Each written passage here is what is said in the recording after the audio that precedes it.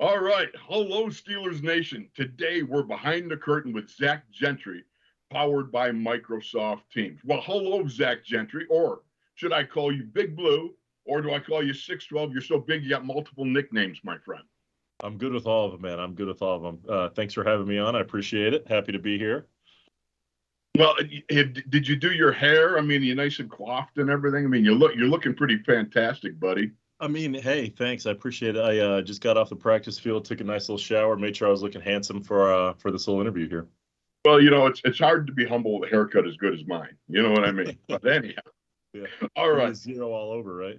Yeah, you know it. That's what it is. Okay, I'm fascinated by the switch from quarterback to tight end. And I got to ask you, what was the hardest part of that transition and what was the easiest part? Tell me a little bit about that. I mean, it was like the hardest part was definitely just like coming to terms with the fact that I wasn't going to be a quarterback. That was like the only position I ever played growing up since I was like in second grade. I picked up a ball and I was a quarterback. I was a quarterback all the way through high school. And so it was weird just not being a quarterback in general at all. And then obviously like the physical aspect of the blocking was tough. I remember when I first moved to tight end, they were trying to teach me some of that stuff, and I was just like getting absolutely dogged in practice by some of like those guys like Taco Charlton and Chris Wormley and stuff when I first moved. And so it was really just like the blocking and the footwork that went with the blocking was the toughest. The route running wasn't as much of a pain for me to get used to. I played like a little receiver for my brother in high school. He was the quarterback when I was a freshman, so that was definitely the easier part for me. The physical the aspect of it. I mean, I'm sitting thinking, at one time you are a protected species. Then all of a sudden you become a part-time protector of that species. So it had to be, in your mind, a real flip-flop. And of course, like you said, the physicality and nature of that position of tight end had to be a difficult transition. Oh, for sure. I mean, when you're a quarterback, you have no responsibilities like that of being aggressive and actually hitting somebody. You're pushing the ball downfield and you're aware of what's going on around you, but you're not in any shape or form really initiating, the blow or anything like that. So it was definitely a weird transition for sure. But when I look back in hindsight, I'm glad it happened. Well, let me ask you, because did you have any role models at Michigan when you went there? Somebody that kind of spoke into your life, an older, maybe a mentor type of relationship? Yeah, I mean, Jake Butt was somebody who was around quite a bit when I was being transformed into a tight end. He was the leader of the tight end group, and he did a lot of reassuring with me, saying that it was going to end up being a good move for me and going to work out. And obviously he was, a Mackey Award winner, two-time All-American. So it was a great person to look up to as a role model and player, because he was such a hard worker too, and he never dropped the ball. And so probably him. And then I do have to give credit to Coach Harbaugh too, because there were a lot of conversations with him about me going up there and complaining about the switch and wanting out and stuff like that. And to his credit, like from my freshman year of college, he just kept telling me, like, just stick with the plan, and I promise, you'll go to the next level and play tight end. Did you have any low moments there where you're thinking, man, I can't do this. I just can't do this. This is too hard. Put me back at quarterback or something.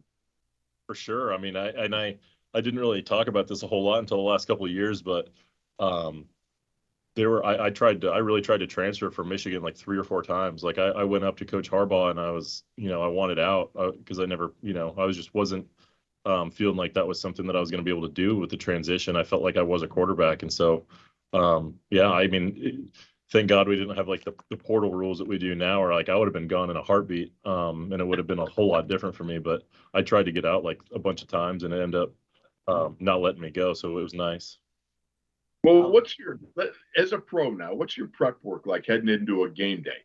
Whether you've got the hot cold therapy, you see a masseuse, you see a bone cracker, the mental gymnastics, you get in the theater of the mind. I have a pretty good routine. I have a masseuse that comes over to the place once a week on Thursdays and gets me right. So I do that stuff, and on game day, like I get gunned out a couple hours before. I like to be, one of the first ones in the locker room. I just like to make sure I'm loose and stretched out. I don't want to have like any sort of like rushed feeling on game day. So I do a lot of that stuff. I listen to a specific playlist. I have a pretty superstitious and stuff like that. So I got some game day routines for sure.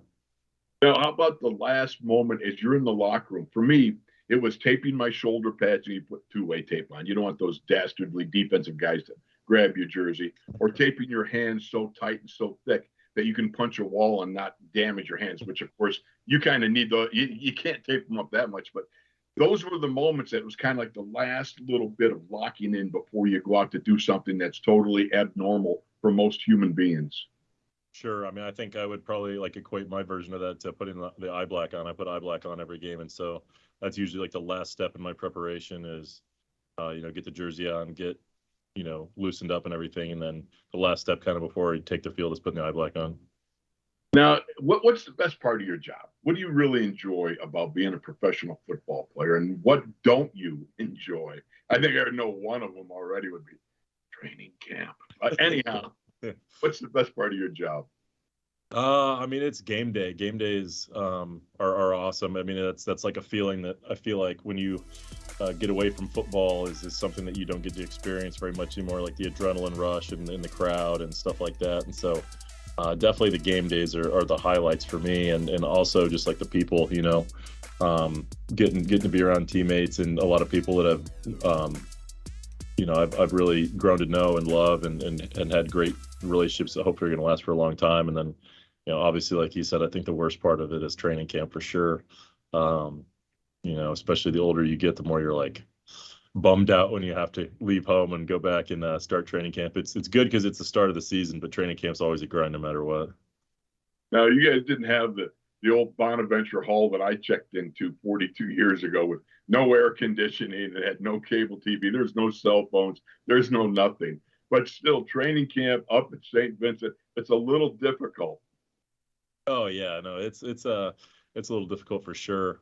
Close quarters, warm climate for sure. I mean, it rains every single night. It's humid every single day, and so it's definitely a different place for sure. Okay, all right. Now, for the folks that don't know, Zach is a star here of Grillin' and Chillin', along with his co-host would be Pat Fryermuth, okay? Which is, I got to tell you, it's a funny show. You guys really do a bang-up job with it. First of all, what was the genesis of that whole thing? Who came up with that idea? So, like Juju and Bud used to have their little shows the last 4 or 5 years or whatever here, and obviously Juju's moved on to Kansas City, and so they were kind of looking for a show to take its place. And I don't even remember exactly how it happened. I know that they approached me about, Pat and I are really goofy in the building and we like to have a good time. So I know they wanted to have something with the two of us. And then they were spitting out some ideas. And I think one of the media personnel had an idea to have kind of like a grilling segment where we'd kind of roast people and put them on the hot seat. And so it just kind of evolved into that. All right. So who decided Pat was going to be the straight guy and you were going to be the wise guy? How did that fall out? I think it is who you are, right? That's it. Yeah, exactly. I think they put the camera in front of our face and we had a plan to go back and forth and ask questions. And I think Pat just fell silent and I just kept asking the questions. So he kind of plugs himself in when need be, but he's kind of adopted the chillin' role and I'm more of the grilling guy. And it works very, very well. All right, so now I heard you two went to a local haunted house recently. Is that true? Yeah. Okay. Now, who got scared? Who didn't? Who screamed and who cried like a baby? Come on, you got to give it. Let's give it up here. I mean, Pat was terrified to go like before we got there for sure, and I knew he was going to be like extra jumpy and everything, so I made him walk in front of me. There was only space for one person to walk in front, like in single file. And so he'd try to keep going behind me and I'd push him out in front so that he was the one to take the brunt of it. I'd like to think he definitely got more scared, but there were a couple times when they got me a little bit. Oh, yeah? Did you scream? Did you scream?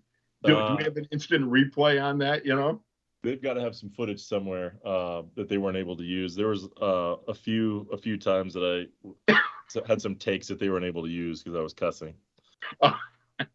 Okay. All right. Now, I got to ask you, you and Pat have really developed a great friendship. I had a brother in arms, Tunch Ilkin, for 42 years. We're best buds, and unfortunately, Tunch passed away, of course. But the fact is, you build these bonds in blood, sweat, and tears, and it's unusual. A lot of times, I think, for players that compete in the same position room, a lot of people would say is it hard to be friends? I say no, it was never, because you kind of uplift each other, you push each other, and you better each other. What would you say? Sure. I mean, I totally agree. I mean, Pat and I complement each other a lot on and off the field, but I mean, especially, I mean, he's such a good football player, and so he really pushes me to try to be better. And he's got some aspects of his games that are so honed, and he does such a good job with the route running and the catching. And so, he's been able to give me tips and tricks. But at the same token, like he's prolific in that area, so I try to be as good as I can, like in the pass protection and blocking area, to try to free him up downfield. So I think it just really bounces off, each other, and I think we do a good job of complimenting and taking care of one another for sure. I'm going to finish up by saying, I made the statement, and I'll leave it at your feet, my friend. If you ever want to extend your career as you get older, maybe, you can't run those routes with the same veracity and speed. You could be a Pro Bowl tackle. I'm telling you what, I could teach you. I'd take you to Golden Corral. We'd eat at the buffets. I'd get your weight up, and bingo, you'd end up being a Pro Bowl tackle with your athleticism and your size. Oh man, I'm hoping I'm able to make some money playing tight end and get out of here before you do that to me. But I wouldn't mind going to Golden Corral. There you go. All right. Hey, I want to thank you so very much for your time. I wish you the very best in your career. Zach, you've been very generous here, and I thank you for it. And best of luck, my friend. Absolutely. Thank you for having me on. I appreciate you.